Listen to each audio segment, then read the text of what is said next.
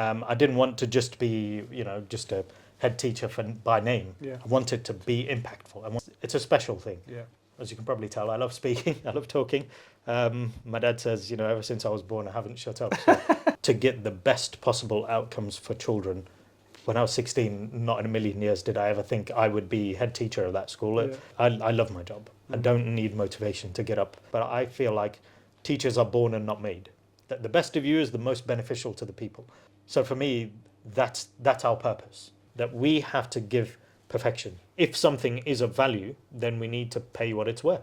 I couldn't do it without them. They're an amazing bunch. If you're looking for tarbiyah and deen as well, this is the school to come to. Welcome to the Murabiyoon Show, raising awareness of Islamic schools. Do you have lunch? Do you have coffee breaks? I know you mentioned earlier on we had a conversation. You went through a moment in your life where you weren't having hot drinks. Probably from when I was 16 up until I was maybe 35, maybe even up to 37, didn't touch caffeine at all. Why? Not at all. That caffeine actually can reduce the absorption of vitamins and minerals and stuff. I don't want that, so I don't need that. Yeah. So I've just lived my life. I always felt like I was always energetic and full of energy anyway. I didn't need an extra stimulant to get me going. Could you imagine that if you did have stimulants, where you'd be like, if you're chair of governors or chair of trustees listening, he knows what to do. Right? Yeah? Buy you a couple of cans of Red Bull, and he gets 50%. I've tried it before. I don't feel any more energetic. What do you like to do at the weekends to kick back? I like to box. Really? Yeah, I absolutely love boxing. It's one of my passions. Sports in general. But boxing, I think just the discipline of martial arts. So I used to do taekwondo. I'm now doing kind of boxing, and I feel like it's excellent for like just general health. Obviously, nobody likes to get punched in the head. We tend to avoid the kind of head punches in most cases, but sometimes you do need a quick jab just to keep you honest. But I think that kind of fighting spirit when you're running out of energy at the end of a round and somebody's throwing the punches, you've got to stay on your feet, otherwise you'll be defeated. So I kind of take that mentality and just run it with life as well. MashaAllah. So what did you growing up, were you big on sports?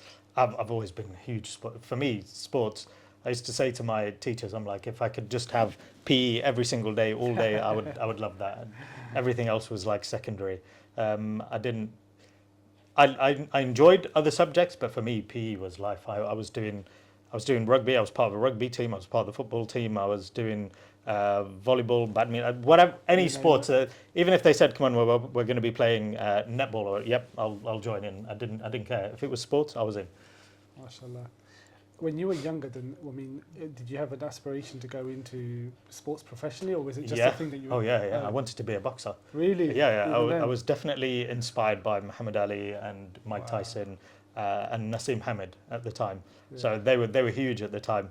I think for me it was partially about the sport, partially about the fact that you could earn truckloads of money. I think at the time it was going to be, I think it was Tyson Holyfield. Yeah, it was huge, and I was thinking there was £40 million per fight. I'm like, I wouldn't mind a bit of that. Just one of those kind of thing. I was thinking. So I had hopes for myself to be a championship boxer. I think probably by the time I reached about 25, I realised I wasn't going anywhere with that. But for me, that was definitely what I wanted to be, or playing football. Yeah. I also played rugby for the college, and I played for a local club here in Leicester as well, Leicester Vipers. I was actually really good, and I got to county trials twice. The first year, I ended up giving myself salmonella poisoning, so this was the night before, and then the following year, again the night before, I think it was in the same week, I was playing rugby for the college, and somehow somebody kind of did a dump tackle, and I broke my collarbone. And my dad was like, "See, I told you this was a savage sport." So I was like, "Dad, now's not the time. I'm in pain." So, alhamdulillah. Yeah, alhamdulillah. Oh, mashallah. So let's talk a little bit about Abdelhamid, the head teacher. Okay. What gave you this crazy idea of becoming a head teacher of a school, or even a Muslim school? Okay. That's a story in itself. I actually fell into education by accident. Okay. Not necessarily by accident, but in terms of the teaching and head teacher role. I actually applied to be an IT technician. So my background is IT, computer science, computer security, that kind of thing. And at the time I was driving up and down the country and installing networks and computer systems. And I remember I went to, I think it was a pub in West Bromwich they sent me to. And I opened the door, the smell was foul, the floor was sticky, and I could literally picking my feet up off the floor. I'm going in, I'm fixing the computer, and then I go to the back, and this was apparently the pub with the cheapest beer in all of the UK. And I go into the back and to speak to the manager, and there's a chap sitting there, and he's got a topi on, he's got a jubba on and a big long beard. He's like, "Assalamu alaikum." I was so confused. I didn't know quite what was going on. I'm like, and I thought, okay, what is happening here? And I was just so confused. And I went home that day, and subhanAllah, I was just like, Ya Allah, just give me something, a halal income. I don't care what it is, what field it is. I can't do this. Not that I was selling any alcohol or whatever, but I just felt maybe I'm facilitating, so I'd rather be away from it. And subhanAllah, it must have been a couple of weeks later, I was up in Scotland, and I saw this job listing to be an IT technician in a pupil referral unit. That's a school where children who've been excluded permanently from mainstream school, that's where they would go to. And it was, I was writing my application, and I spoke to them, and they basically said, look, we never normally let anyone come for interview or until they've seen the school first, because you need to know what you're letting yourself in for. Because you can imagine, if it's full of children who've been permanently excluded, behaviour is probably not going to be great. And but I don't know, I've always felt like I'm a people person. I love people. Computers, I'm great with them, but they're not exactly the most interesting thing. No. Like, to kind of sit there for hours and hours, people are so much more interesting. So I went there and I did the interview, and the head teacher, she called me up and she said, look, thank you for interviewing. We thought you were really good, but the other guy had more experience than you in schools. So I said, well, that's fair enough. And then she said, well, do you have a degree? I said, yeah, in computer science. She's like, have you ever considered a career in teaching? Oh. And she was like, well, you get these holidays and these extra perks and what have you. And I'm like, yeah. She was like, the pay's better as well. Oh, absolutely. Where do I sign up? She's like, well, look, obviously because this is a new role, you'll have to interview again. And because she said, look, we saw the way you were with the teachers, with the students, what have you. We just thought, you've got a good manner. Yeah, maybe you should become a teacher. And I worked as an unqualified teacher for a year and a half. And I'll be honest with you, I still look back at it with like rose-tinted glasses. It was amazing. I absolutely loved it. It was crazy. Yeah, of course. It was crazy. There was tables and chairs flying around. There were children, getting arrested in school. There were people, there was drugs, there was knives, there was all sorts. But these are complex children, and I feel like they're children who society has rejected, basically. And I felt like we've got such a duty. The work that they did in that school was amazing. The patience you had to have with these children, because they'd be effing and blinding at you like, well, I wouldn't speak to you like that. Let's, and you're constantly like that. And there's a bit of an anecdote, and I love this one. There was one child who would constantly swear at me, constantly. And then, after a while, they realised, because I think they've had such bad relationships with adults, they don't trust adults. Okay. So for them, coming into that school, or this, you're somebody new, they don't really trust you. So after you've kind of figured me out, and I've told him I didn't appreciate being sworn at in a calm way, they realise actually you're looking out for them and they care for you. Yeah. And then a new kid, a new kid came in and swore at me, and then he starts to, no, don't you dare speak to Mr. Chachi. Like, who do you think? So you build these relationships, and it was fantastic.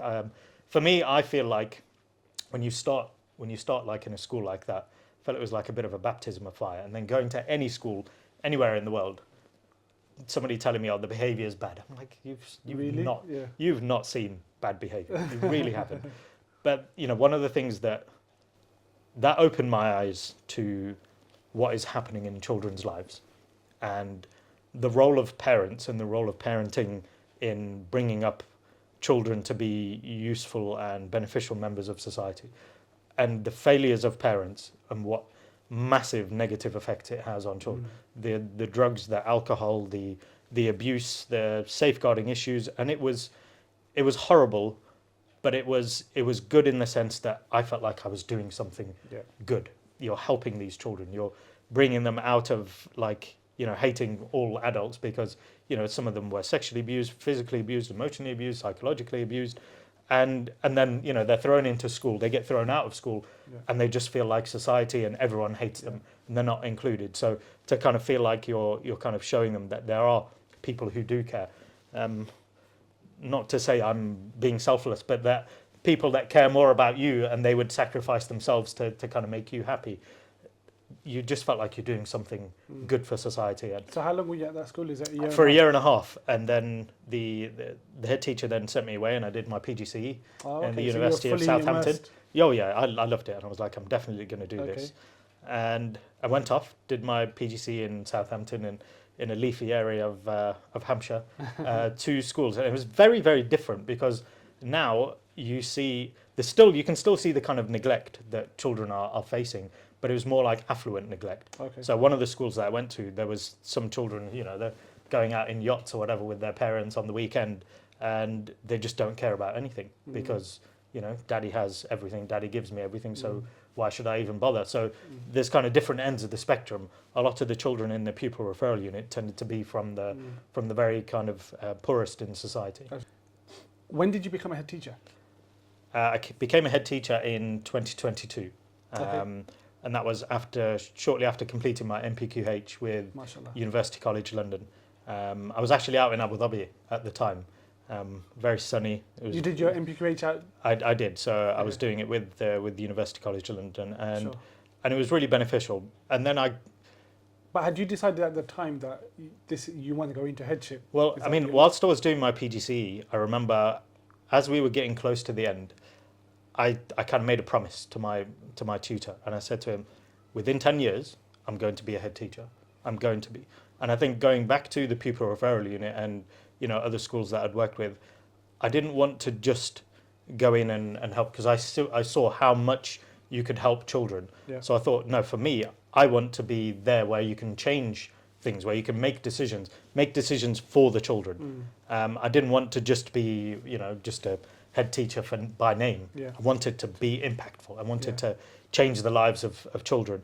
So I'm like, the only way really you can do that is being a head teacher. So I'm like, within 10 years, I'm going to be a head teacher. Did you achieve it? So if I did 2 years of consultancy, if you remove that, yes. For the purpose of this exercise, we'll remove it. Yeah, if you remove it, then yes. Otherwise, it's within 12 years. So 2 years in, or 3 years in, should I say, how would you describe it? What are the words that you'd use? I loved it. I'd found my calling. For me, even now, so just this week I've hired a new computer science teacher, but from the last half term, so middle of October, I was teaching GCSE computer science. Oh, you were in the classroom? So I was back in the classroom. So for me, I still love it. And I think the kind of jobs that you have to do as a head teacher, I'm like, sometimes you do feel like I would give this all up just to be back in the classroom with these students and kind of working with them. But then I think there's such an important role that the head teacher has to play, and all of the, some of the horrible things that you have to deal with, whether it's safeguarding or, whether it's, insurance or, God knows, getting ready for Ofsted or whatever it is, all these different pressures that you have to deal with, or writing emails and checking, operational things.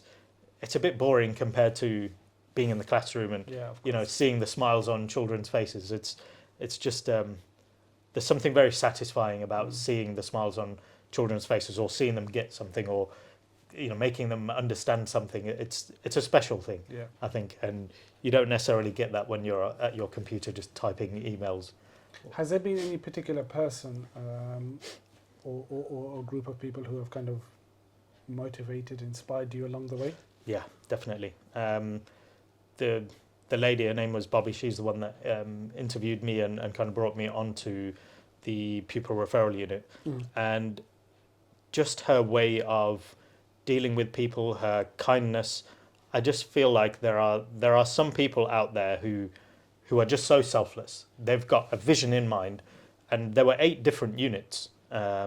So, one was for girls, one was for boys, one was for, children who'd had children at a very young age. There was different units all across the county, and it was just brilliant. Children with complex needs, but she'd created like a system that got outstanding outcomes. I think they got outstanding in their Ofsted, despite all the challenges, despite all the behaviour, because the safeguarding was there, because the effort of all the teachers and going above and beyond and dealing with the different agencies and what have you. And, she was like, yeah, you can do it. And I was like, okay, I will do it. And, here I am 12 years later. Then when I completed my PGCE, again, it was the head teacher of the school here. His name was Tom at Fulhurst. Brilliant individual. So I think he became a head teacher 32 or 33. He was really young. But again, I kind of found the way that he was doing things was inspirational. And I just felt, I want to do that. I want to help these children. It was a school that actually was in special measures originally. By the time I got there, I think it was still in some trouble. But then there was a program to kind of build. How can we improve this school? And subhanAllah, I think it was in my second year, we did have the Ofsted inspection. We got a good, because there was so much effort. Everything was coordinated. Everything was done well. And I just felt, this is what I want to do. I want to be like that. Then actually I moved to Abu Dhabi, and I worked in a school there, and I just wanted to be I started doing professional development for the teachers. And again, I think that's where I found my next calling. So obviously teaching youngsters is something that I really enjoyed, but then also kind of developing other teachers. Adults. Again, I loved it. And, I love, as you can probably tell, I love speaking, I love talking. My dad says, ever since I was born, I haven't shut up. So, and it's, I've probably carried on. Hopefully what I say has some level of substance to it. But we'll see the amount of people that go watch it. But at the end of the day, I did feel like this is something I want to do. I want to develop schools. Because for me, I always had my eye on the fact that I want children to have the best possible outcomes, and to try and inspire other teachers. Because for me, that now I found my calling. We have to. This is, we've got such a huge responsibility. So now you found your children. Calling. What would you say ultimately? What is the mission that you're on then? What are you trying to achieve? How do you best sum it up? To get the best possible outcomes for children, but making them, or looking at their well-being and their safeguarding at the same time, to kind of make them happy and safe. So happy, safe, and wonderful outcomes. To me, that's the trifecta. If I can tick those boxes, I feel like I've done well, and that's what I aim for every day. Why have you chosen to do that in a Muslim school? To be honest, this opportunity kind of came up whilst I was out in Abu Dhabi. I just completed my NPQH, and actually Al-Aqsa School opened when I stopped drinking caffeine. It was when I was 16. So I actually saw it open, and I saw the first few students there. Oh, wow. When I was 16, not in a million years did I ever think I would be head teacher of that school. Yeah. I would never have thought it. But there was an advert for, the head teacher role, and it was passed on to me. And I thought, well, I know of Sheikh Ibrahim Hewitt, and I thought, well, I might as well drop him an email, see what he says. And then quite quickly there was an interview, and we spoke, and alhamdulillah, and then I came back. I wasn't too happy about the weather after spending 8 years in the sun. Wow. Coming back to -3 or -4. I'm still not happy about it, but I've learned to turn the heater on a little bit now, so alhamdulillah. What are the biggest challenges of being a head teacher? What does it look like, good and bad? What are the good points and the bad points? To be honest, I don't necessarily see anything as bad. I love my job. Mm-hmm. I don't need motivation to get up in the morning. So I get up and I just feel like I'm doing something good. And I wake up and I'm energized.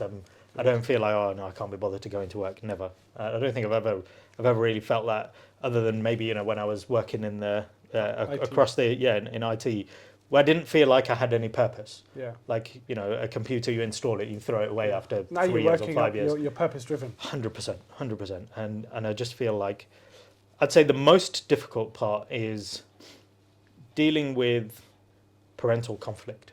Okay. And how that affects children.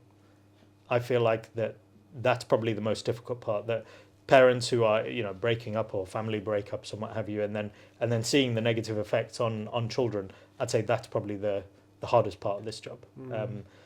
You know, sometimes you feel like you can't overstep the mark because you're not.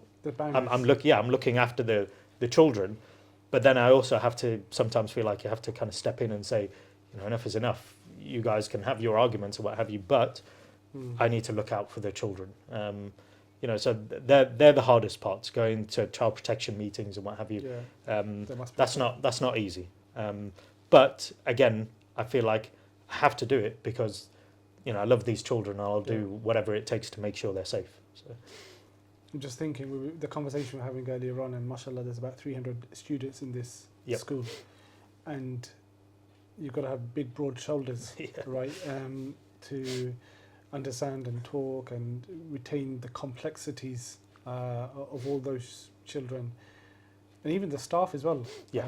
You know, you've got to manage the complexities of people. I mean, what's your line management approach like? What are you? Are you a micromanager? No. You manage kind of from a distance? I don't believe in micromanagement.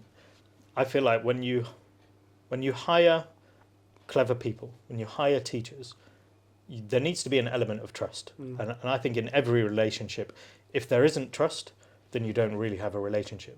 So if I can't trust you to, you know, click here or do that, and I have to be over your shoulder to do that for you, then what's the purpose of hiring that person?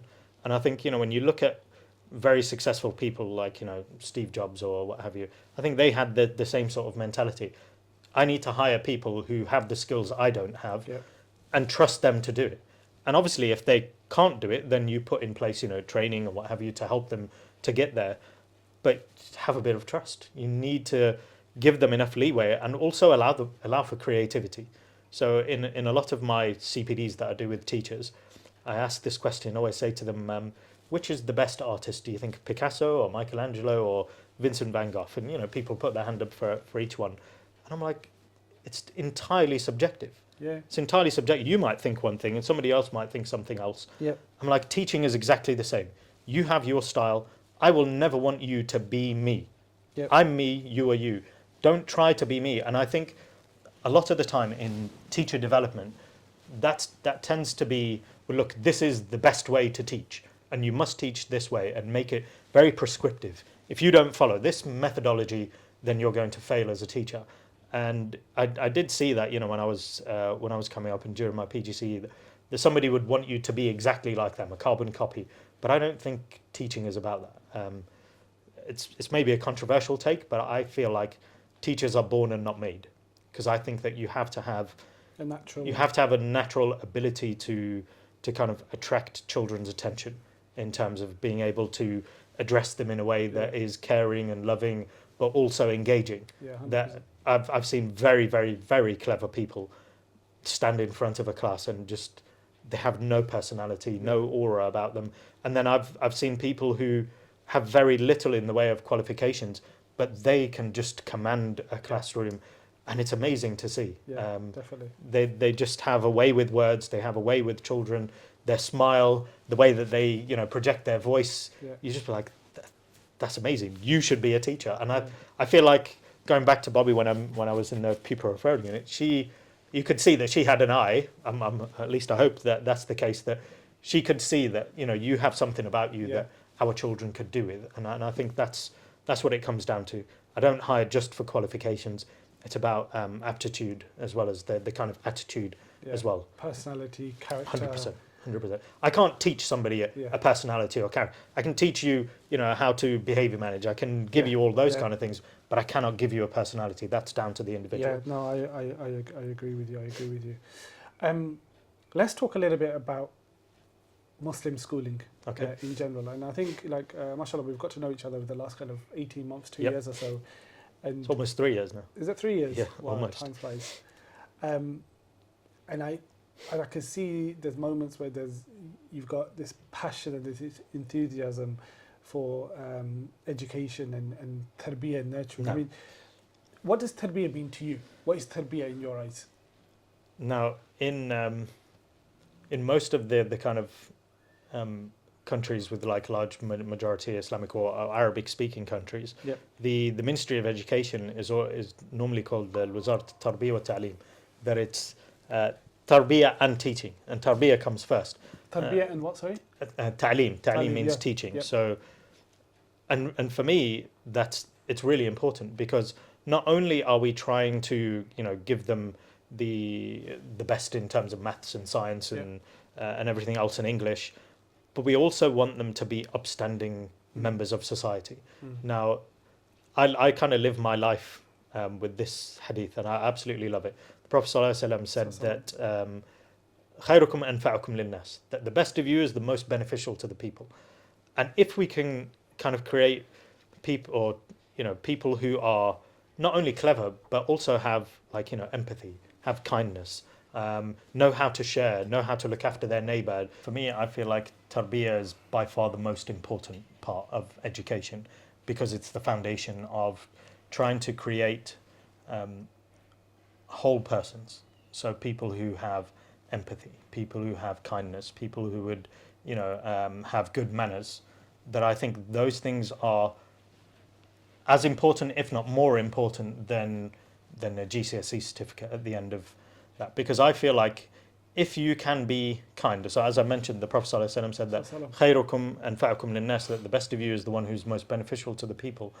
You don't have to have a college education, or you don't have to have a degree in order to be useful to people. Somebody who ends up, I don't know, going to work for the local council, being a refuse collector, or maybe picking up litter from, that is a community service. It is an important, that person deserves respect and has my ultimate respect, because you're doing something that is of benefit. Not to kind of bring investment bankers into it, but you think, well, an investment banker, if they were investing in companies that are bringing benefit to society, but if it's just for the sake of gambling to make as much money as possible, well, I see more value in somebody picking up litter for the local community than somebody actually who probably would, a venture capitalist who buys a local company, strips it of assets and then closes it down, and people lose their jobs. I feel like you have to have like an empathy and thinking about people and humankind and trying to be beneficial to society. And I feel like as educators, we have an opportunity and a responsibility to kind of develop that, and especially in an Islamic school, I feel like that is by far the most important thing. The Prophet ﷺ said, وَمَا جِئْتُ إِلَّا لِيُتِمَّ مَكَارِمَ الْأَخْلَاقِ, that I did not come except but to perfect the best of manners and character. So for me, that's our purpose. So let's try and do that, because actually if they now start to feel like I have a purpose and I need to be beneficial, well, okay, I'm going to work hard because I'm going to become a doctor, I'm going to become an engineer, I am going to become a refuse collector, no problem. But there's a purpose in their life, that they have a goal in life. Because I think sometimes when we make it that, no, all of our students, we just need to focus on STEM because we want everyone to become a doctor, because we want everyone to drive a Mercedes. Okay, now they've got their Mercedes. Okay, now what? What next? And I feel like when there is a purpose to life, people will continue. And even when, because in everyone's life, there are always ups and downs.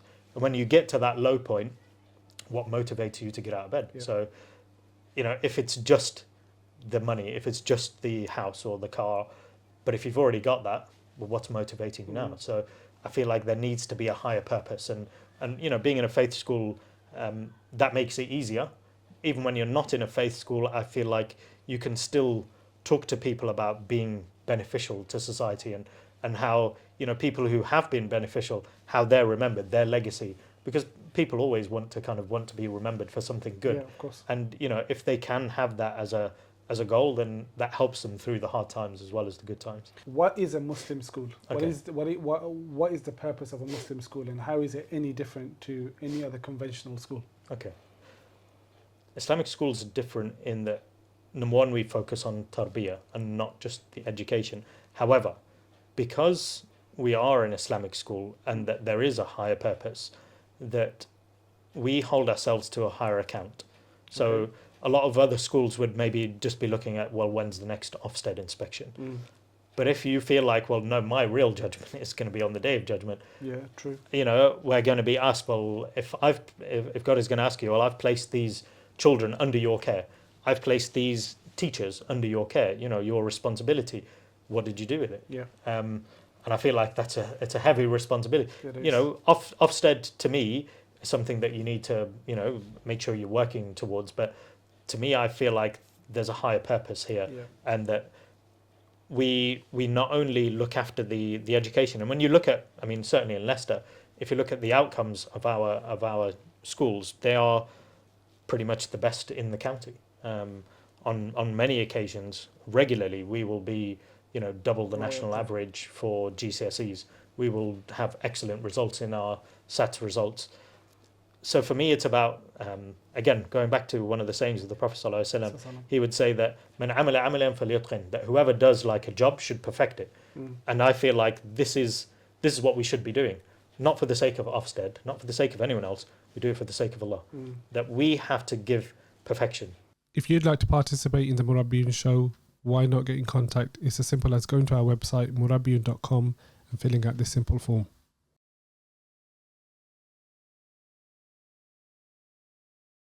Whatever it is that we do, we give our all to these students, whether it's in, you know, the tarbiyah, whether it's in their academic subjects or what have you, or whether it's out of, you know, the safeguarding and taking care of them and loving them and, you know, nurturing them. All of that becomes a greater responsibility because it's an Islamic school, because it's a faith school.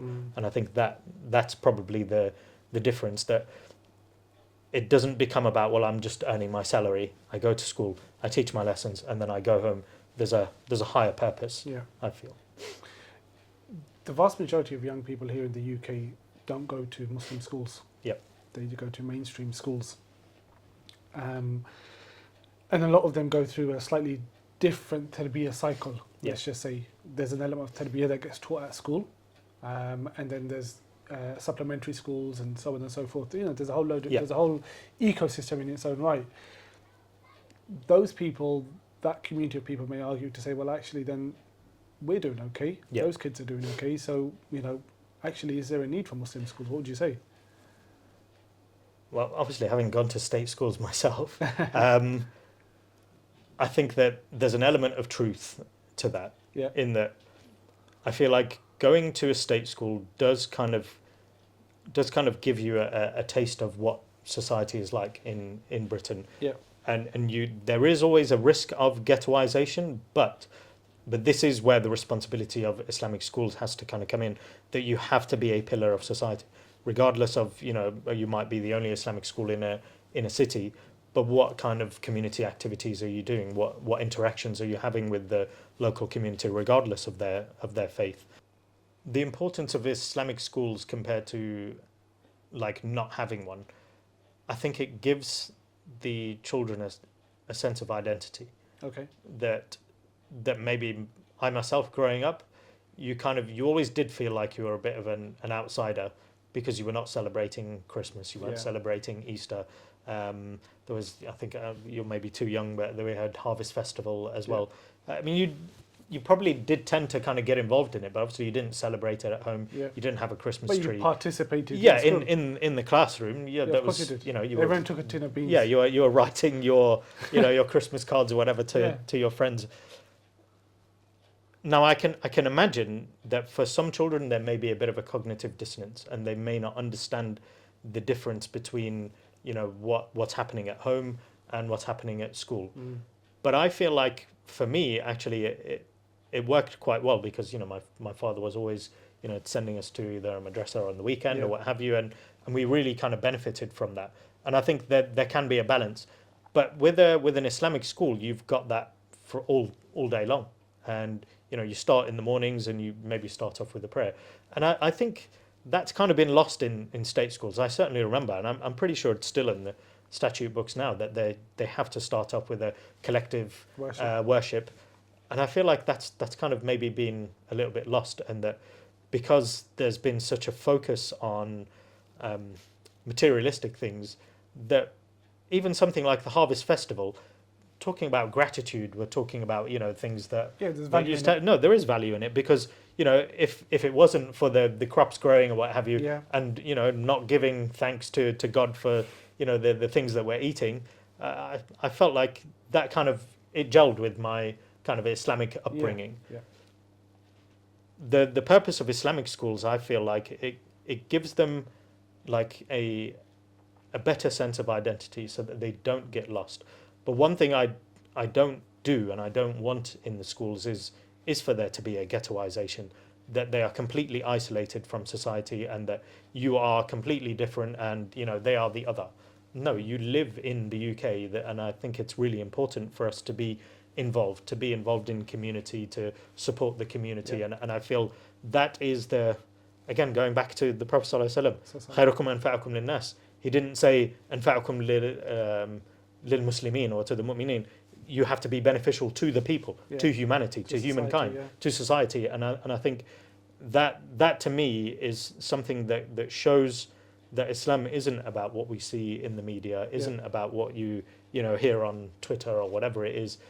We need to be the kind of upstanding citizens. We need to be the best of the best to show, because the Prophet ﷺ said, كنتم خير أمة أخرجت للناس تأمرون بالمعروف وتنهون عن المنكر, that you are the best of nations brought out to people. But obviously it's caveated.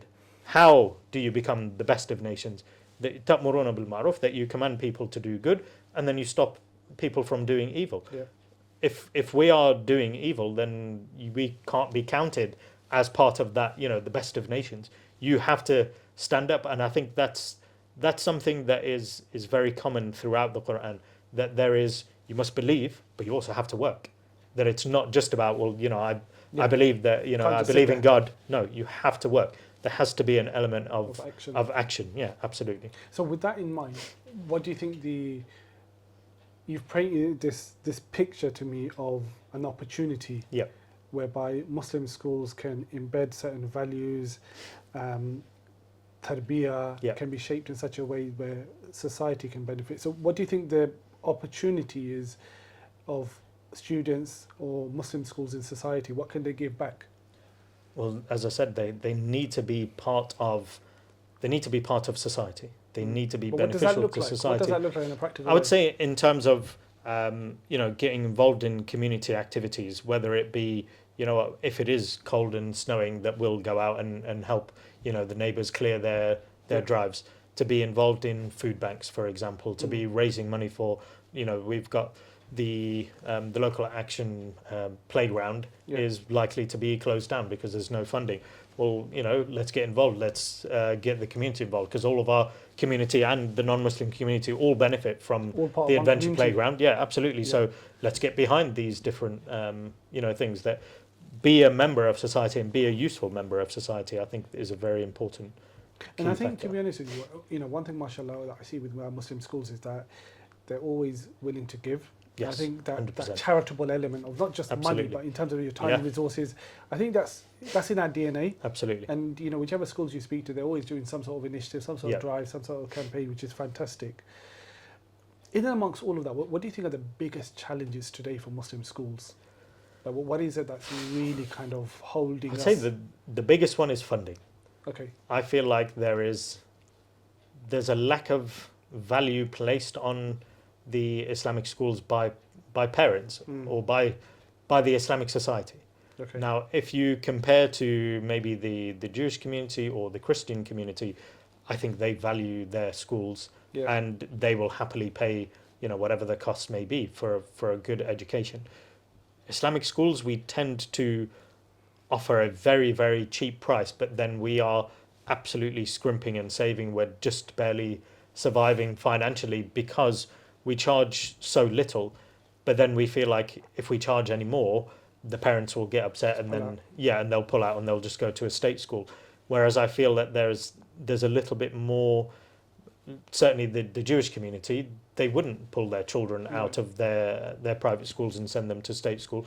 They would make sure that they felt that their tarbiyah, the way that they raise their children, is not something they're willing to compromise on. So I feel like we always feel that anything to do with the religion has to be for free. And obviously we would love to offer that for free, but you know, my teachers have families, they have bills to pay. And the thing is that the vast majority of teachers, we don't pay very high salaries, but they come in, day out, and produce outstanding results. They produce outstanding results. So do you have any ideas, any thoughts, anything that you think that we could do fundamentally to change the financial struggles? Attitude. I think we have to change our attitude. That if something is of value, then we need to pay what it's worth. I think is But do you not think attitude. that parents value the fact that Muslim schools are trying to preserve their identity, trying to make sure that these are upstanding members of society? Is that enough value enough, or is that... It is, but I feel like when you're compared to, like, you know, any other school or any other private school, for example, where money is involved, because for them, they're like, well, I can go to a state school and we get free education. Yeah. What are you offering extra? And the things that we've just been talking about, we do offer that tarbiyah part of it, which you wouldn't have in a state school, or generally you wouldn't have unless it was, you know, maybe an Islamic ethos school. And I think when you're comparing to free, which is maybe the mentality, they're like, well, you know, I'm already paying, you know, whatever it is, £2,500 or £3,000 for your school. That should be enough for you. Yeah. But when you think about the resources needed, the salaries that you need to pay to hire the best people or the best teachers, it has been sustainable, just about sustainable in the past. I don't see it being sustainable in the future. That there needs to be a shift in mentality, and we need to look at different ways of looking after. I personally think that the best way is to go back to the Awqaf system and to look for ways that we can maximize, because there's a lot of assets in the hands of schools and Islamic schools. But right now it's just sitting there as dead assets. You know, we've got beautiful buildings here, but we don't have access to cash. So we're very asset rich, but we're definitely cash poor, which for a lot of people is a good thing. But when you have bills to pay on a regular basis, it's not something you can sustain for very long. And really, if you're having to sell the building, well, you don't have a school anymore. So that's 10 years from now, what does the landscape of Islamic schooling look like to you? I would hope 2035. 10 years from now, I would say that I would hope that we're in a position where we've found a way to take advantage of the assets that we have. We've built a waqf that basically pays for the schooling. And then those people that are coming to the school that can afford it will pay, you know, whatever it is, £5,000-10,000 or whatever for the education. But then we can offer scholarships to those students who cannot afford it, those families who cannot afford it. So right now, there is, yes, we are very low in terms of fees, but there are still members of society who could definitely benefit from the type of education they'd get at our school, but they're not able to access it simply because they can't afford it. So I would like that offer to be available to anyone, but on a needs basis, but that we wouldn't have to worry about the fact that, well, I can't offer any free places because I'm barely affording to kind of survive in this economic climate, and with the constant rising of, you know, prices and different bills and things changing from the government that add on to our costs. I don't see any of that reversing. Costs are only going to go up. So there needs to be a more sustainable model for Islamic schools. And I'm hoping within 10 years that we've found a way to kind of tap into assets to make that work. So mashallah, we're in Al-Aqsa School. We're in the primary school today. Yes. Mashallah, the secondary school is across the road. Literally across the road. Just over 300 students. Yep. We have a nursery here as well. You've got a nursery here. Mm-hmm. You're one of the oldest Muslim schools here in the UK. Yep. Your founder, mashallah, is well known to the community.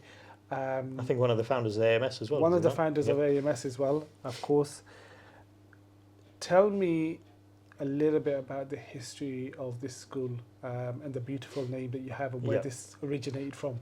And we've obviously got this as a backdrop as well. So I think Al-Aqsa being the third haram of the Muslimin, and I think with Sheikh Ibrahim, obviously for him, Al-Aqsa has always been like, you know, a major part of his life. Yeah.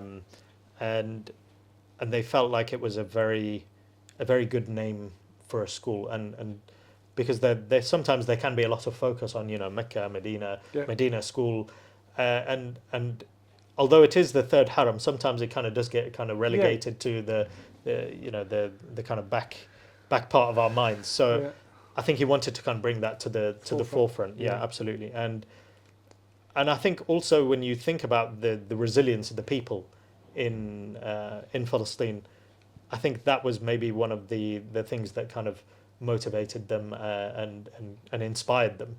And when you see that despite all the difficulties that they go through, they still will get up and pick up a Quran and learn the whole Quran, or still when you look at actually the quality of education in Palestine, they have one of the best outcomes in terms of degrees and the quality of graduates that come out of there. Now obviously at the minute in Gaza I don't think there are any universities left, but they were very, very famous for the quality of graduates that they would bring out, whether they be doctors or engineers. The quality of education was there, despite the difficulties that they had. They still worked hard. So I think that was probably a bit of an inspiration to Sheikh Ibrahim, and that started a long time ago. Probably, if I remember correctly, I think it was 1996. If I remember correctly. 30 years next year? Yeah. Wow. It was 25 years when I first came. That was 2022. Okay. So at the end of the day, that they worked really hard. It started off with, I think it was about 3 children in a porter cabin in Markfield, and I think it was two of those children were their own children, and I remember watching them, playing in the grass or what have you. I said, not in a million years did I think I'd be the head teacher 25 years later, but subhanAllah, here I am. And it just grew and it grew and it grew, and they outgrew obviously that small porter cabin, and they were looking for a building. And I think they were looking here in Leicester, and this entire building. It used to be a farm, and this was actually the farmer's house here. This little office here. Wow. So it's quite apt, and I feel like their trust in Allah just helped them. They had a real focus on the Quran. They really wanted the children to focus on the Quran. They had Sheikh Tajani, who used to teach Quran. I actually used to attend a lot of his classes in Markfield as well, and he was amazing. Just his way of teaching people. He could take somebody from knowing zero Arabic, I mean literally zero Arabic, to reading the Quran within an hour. It was just an absolute joy to see. And he would spend a lot of time with the school, and I think they came to see with him the schools, and they were putting in a bid for this school, and I think he saw the secondary building, and he was like, inshallah we'll have that building too. They hadn't even got this building yet, subhanAllah, and they were like, let's be realistic. And he was like, no, look, if Allah wants something to happen, it will happen. And just the way, I won't go through the entire story, but just the way that the buildings were purchased, everything just fell into place. And they got it for such a bargain price at the time. Allah just opened the doors, and I think because they focused on the Deen, they focused on the Quran. They were sincere, and obviously they did it for the sake of Allah. And I think the thing is that there's so many beautiful stories across the country. 100%. The way these projects came about, it's actually really impressive. I mean, mashallah, the school's been here for 30 years. So obviously over the 30 years, you would have had thousands of young people going through this school. But at the same time, you would have had hundreds of staff as well. Tell me a little bit about the staff in this school. What is there are actually some staff members from when it first opened. They're still here. Yeah, absolutely. Wow. And I think that shows I'm interviewing the wrong people. Love, absolutely. Love and dedication. That really shows that they're not in it. You certainly wouldn't be in the vast majority of Islamic schools if it was just about the money. Because the money just isn't there. What's the culture of the school like in terms of the people and the staff? It is. What is it like? It feels like family. Alhamdulillah. And I know that sounds very cliche, but I genuinely feel that. Because there's a level of kind of camaraderie and kind of love among the staff, the children, that I would feel like I would do anything for the staff, for the children. And I feel like, people will always kind of help each other out. And being in that working environment, and you asked me before, like, what type of management style are you? Are you micromanager? No. I said I like to trust people, but I also like to also like to have like an empathy and also compassion and love for everyone. I want to show everyone love because I think that we're all working together for a common goal. Definitely. We need to kind of work together and not against each other. Yeah, So for me, mashallah. that's really important. When you're recruiting, what are you looking for? What are the attributes you're looking for? Because obviously, if you've got, mashallah, this family environment, Yeah. what are you looking for? What in a As recruit? I said, it's not just about the qualifications. Yeah, We get lots of people who've got fantastic qualifications, but you really need to kind of fit with the ethos. Yeah. Yeah. So a few weeks back when we were doing the gems, Hidden gems. yeah, hidden gems, and we were talking about our values, and our values are, trust in Allah, having the best of, adab and akhlaq, worship, kindness, unity, that I feel like you have to kind of fit into those values. And if you don't really have those values, then regardless of, if you were going to tell me I'm going to work for free, I would still be thinking, I'm not sure that you would be the best person to kind of work in this environment, because it is a very tough environment to work in a school, but you kind of have to, there's a lot of sacrifice that needs to be made. And if you're not willing to sacrifice, you'll struggle really badly in a school like this. So, and I find that our teachers are just so willing to give up time, energy, love all the time, non-stop, and that's how we get the outcomes that we do. So mashallah. I couldn't do it without them. They're an amazing bunch. Allahumma barik. May Allah reward them for all of Ameen, their Ya efforts. Rabb. I Ameen. mean, the most important thing, what's the student experience like?